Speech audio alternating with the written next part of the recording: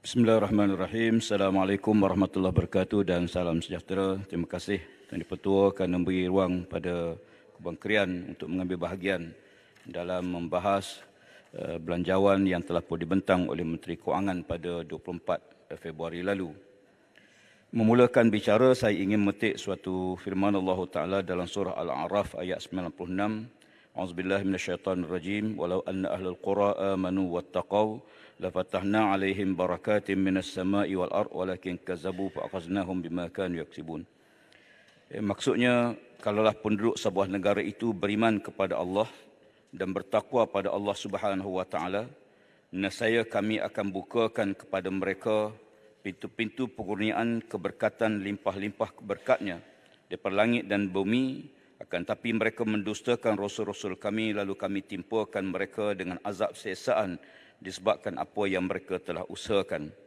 Tuan Pertua, ayat ini menggariskan panduan kepada kita bahawa aspek keberkatan dalam kehidupan ini merupakan perkara yang penting. Kita bukan hanya memberi fokus kepada nilai-nilai bersifat fizikal dan kebendaan semata-mata dengan mengabaikan nilai pembangunan kemanusiaan, kerana tamak dan sikap haloba manusia tidak akan habis-habis. Sebagaimana ingatan Allah Subhanahu wa taala dalam Quran, Alhaakumut takasur hatta zurtumul maqabir. Kamu dilekakan untuk mengumpul harta sehingga kamu diusung ke kubur. Oleh kerana itu, pembangunan yang seimbang di antara keperluan fizikal dan spiritual mesti juga diberi perhatian dalam belanjawan pihak kerajaan. Dan kita lihat bahawa dalam fokus kepada nilai-nilai kebendaan semata-mata akan mendedahkan kepada kita soal beberapa perkara yang akan boleh merosakkan pembangunan manusia dan pembangunan negara.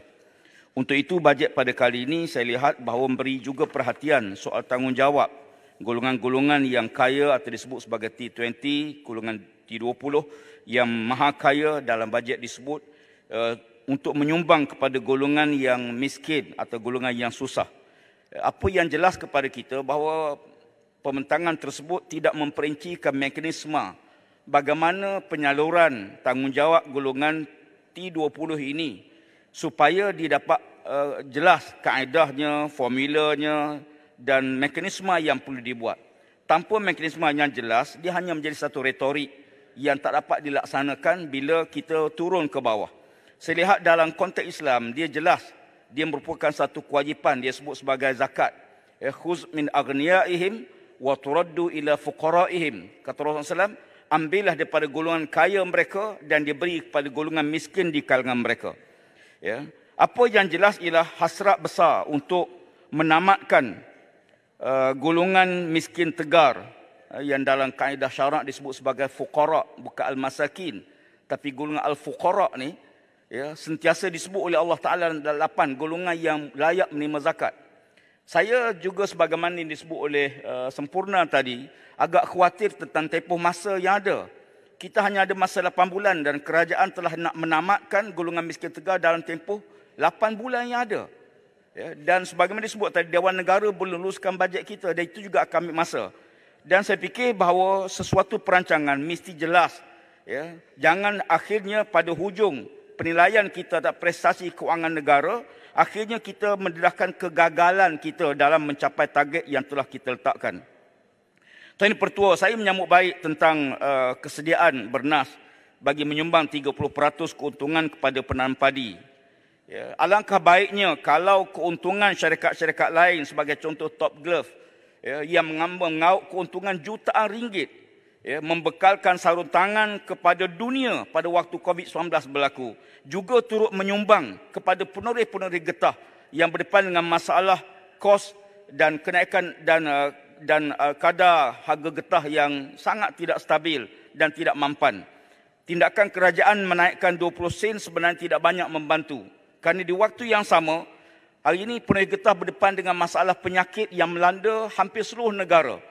Sebelum ini kita dapati pisang. Sampai sekarang kerajaan tak ada penyelesaian bagaimana untuk mengatasi masalah penyakit yang melanda penanaman pisang kita.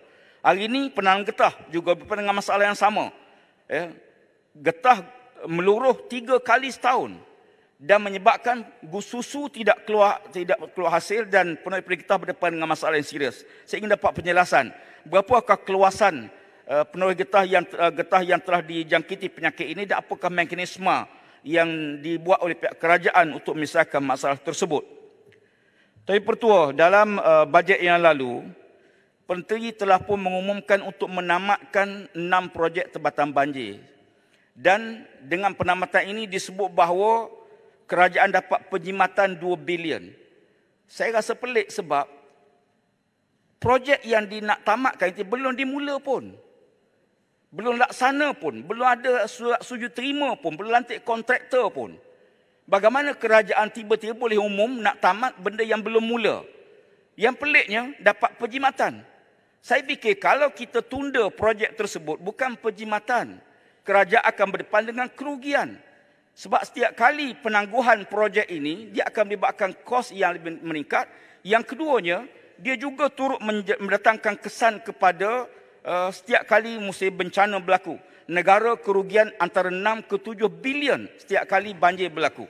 Saya fikir saya perlu dapat penjelasan. Mana projek dalam pembentangan Tambun menyebut 3 projek, iaitu RTB Sungai Golok fasa 3. Fasa 2 pun belum bermula. Fasa 3 kontraktor pun belum dilantik. Macam mana boleh jimat? Yang kedua, projek dui fungsi Sungai Rasau. Kontraktor belum dilantik pun lagi. Baru peringkat perundingan. Itu pun belum dilaksanakan, masih di bawah Kementerian Keuangan. Apatah lagi RTI Segamat yang diumumkan. Saya fikir Dewan perlu dapat penjelasan yang jelas terhadap perkara ini, kerana Yang Amat Berhormat Menteri yang dalam sesi lalu melihat bahawa peruntukan 15 bilion yang diberi, sebab sebahagian besar projek yang tertunda ini daripada RMK 9 lagi. Ya, sebab tu saya menyambut baik hasrat Yang Amat Berhormat Menteri yang sesi lepas, yang telah memperuntukkan satu jumlah yang segera supaya isu banjir dapat kita muktamadkan dan kita tidak lengah-lengahkan. Dan saya harapkan jangan setiap kali bertukar kerajaan, akhirnya apa yang telah dirancang terpaksa dirombak balik dan terpaksa diubah semula, seolah-olah apa yang dibuat dalam sistem, sama ada tender terbuka atau tender terhad ataupun runding terus kepada perkara yang segera, dia masih lagi dalam peraturan yang dibenarkan oleh Kementerian Keuangan. Jangan minta laluan. Minta maaf. Terima kasih Ketua. Berkaitan dengan projek tempatan banjir, setuju atau tidak Kementerian bahawa apa yang dicakapkan oleh Tambun itu mungkin tak faham apa yang dicakapkan ataupun dia tak tahu apa yang diperkatakan, macam burung tiung bercakap. Setuju atau tidak? Terima kasih.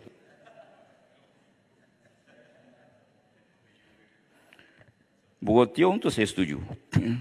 Sebab dia pun tak faham apa yang dia cakap. Dan saya fikir bahawa kita perlu Dewan mendapat penjelasan yang jelas tentang isu ini. Ya, Tuan Yang Dipertua, soal tempatan banjir ini dan merupakan perkara yang fenomena yang berlaku akibat perubahan iklim yang sangat ketara mutakhir ini. Semalam satu jalan di Keratung telah terputus kerana banjir, kerana hujan turun dengan lebatnya. Dan sekarang banjir tidak lagi berlaku di kawasan yang biasa. Dia akan berlaku di kawasan semua. Fenomena perubahan iklim ini memerlukan satu penelitian khusus. Saya nyambut baik hasrat pihak kerajaan yang telah pun membentuk kementerian yang dinyatakan jelas tentang perubahan iklim dalam kementerian tersebut hari ini. Isunya ialah agensi alam sekitar ataupun perubahan iklim ini tidak belum diwujudkan lagi di peringkat kementerian. Saya berhasrat untuk meminta supaya pihak JPA khususnya menyegerakan pelantikan unit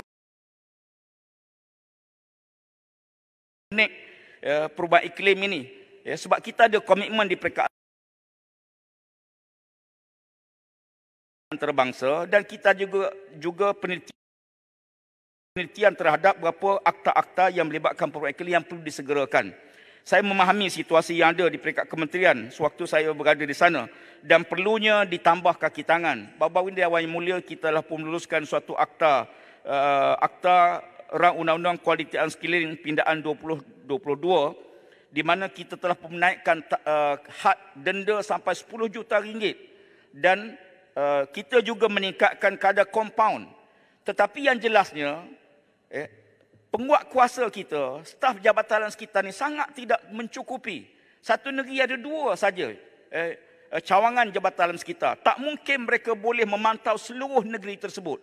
Tuan-tuan sekalian, ahli yang berhormat, Tuan Dipertua, bila berlaku satu kes pencemaran yang melibatkan sungai ataupun udara dan sebagainya. Penguatkuasa perlu segera supaya pembuktian dapat diambil pada waktu kejadian. Kelewatan sampai ke tempat kejadian menyebabkan bukti akan hilang. Pendakwaan tak boleh nak buat. Dan ini di antara cabaran-cabaran besar. Saya simpati dengan apa yang berlaku dan saya minta supaya pihak jabatan JPA khususnya dan pihak kementerian dapat meneliti perkara ini supaya penambahan staf, kaki tangan dan agensi-agensi yang melibatkan perubahan iklim dapat kita laksanakan. Akhirnya saya dengan masa yang ada, saya nak sentuh sikit soal pembangunan yang seimbang di antar negeri.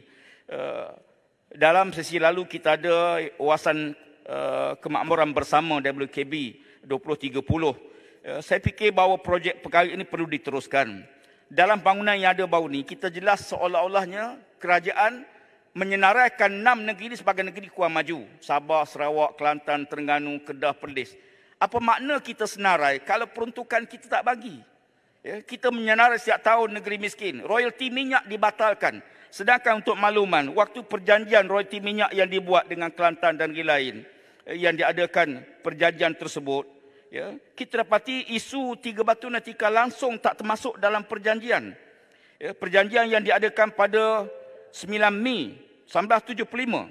Sedangkan perjanjian ataupun Akta Laut dan Wilayah Akta 750 diwartakan pada 17 Jun 2012. Mana mungkin perjanjian baru yang dibuat nak membatalkan, nak menghadkan perjanjian yang telah disetujui sebelumnya. Dan saya fikir ini langkah yang sangat tidak adil. Untuk makluman, Sabah dan Kelantan 2 negeri yang menolak akta ini, Akta Laut dan Wilayah Akta 750. Kerana melihat bahawa akta ini sengaja digubal untuk menyekatkan peluang-peluang negeri tersebut untuk mendapatkan hasil bagi negeri. Dan ternyata sekarang terbukti alasan diberi kerana di luar daripada 3 Batu Nautika.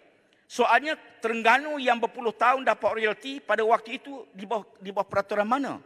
Dan saya minta bahawa perkara ini dapat dipertimbangkan dengan rapi dan supaya pembangunan yang seimbang dapat kita teruskan. Tak guna kita bicarakan negara-negara yang hanya melibatkan pembangunan di tempat tertentu, sedangkan rakyat kita di luar bandar, di negeri-negeri tertentu terus terpinggir, dan ini akan menimbangkan jurang yang besar pada masa hadapan. Jadi Pertua, saya fikir itu ucapan saya. Terima kasih. Assalamualaikum warahmatullahi wabarakatuh.